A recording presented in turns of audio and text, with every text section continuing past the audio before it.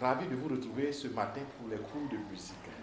Alors aujourd'hui, nous allons voir deux sortes de points qu'on retrouve en musique.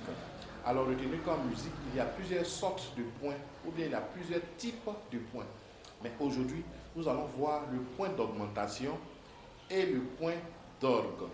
Je reprends, aujourd'hui nous allons voir ce que c'est le point d'augmentation et puis le point d'orgue.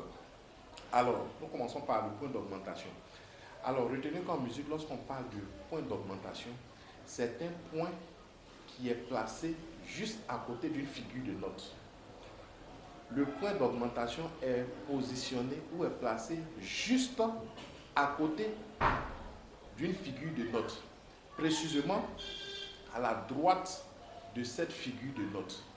Alors, lorsque ce point est posé à côté de cette figure de note, ou bien précisément à la droite de cette note, qu'est-ce que ça signifie? Quelle est sa valeur?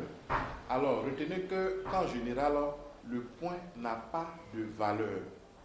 Voilà, le point n'a pas de valeur fixe. La valeur du point dépend de la figure de note à laquelle ce point est rattaché.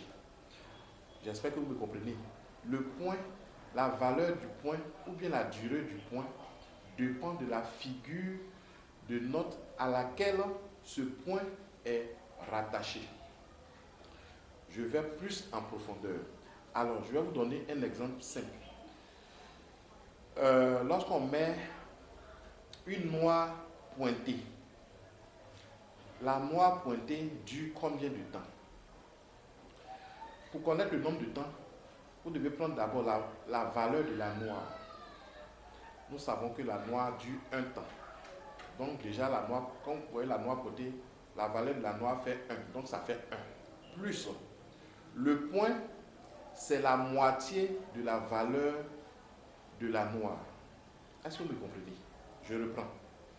La noix pointée, lorsque vous prenez la noix pointée, pour connaître la valeur de la noix pointée, vous allez prendre d'abord la valeur de la noix qui dure un temps, plus la moitié de la noix. Donc, en temps, nous savons que la moitié de la noix, c'est demi-temps. Puisque la noix dure un temps, sa moitié, c'est demi-temps. Donc, la noix pointée va durer ou dure un temps et demi. J'espère que vous avez compris.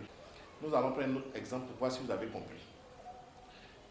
Combien de temps dure la blanche pointée? La blanche pointée, le calcul est simple.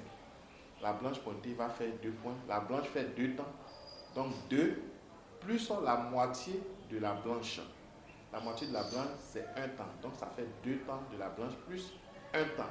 Donc la blanche pointée dure 3 temps. Je donne un autre exemple. La ronde pointée. La ronde pointée va durer combien de temps? Nous savons que la ronde dure 4 temps. Donc 4 plus la moitié de 4 qui est 2. Donc la ronde pointée va durer 6 temps. Est-ce que vous avez compris? Donc ce point est appelé le point d'augmentation. Voilà. Sa valeur est égale à la moitié de la figure de note à laquelle ce point est rattaché. J'espère que vous avez compris. Lorsqu'on parle de point d'orgue, le point d'orgue est placé au-dessus de la note. Voilà.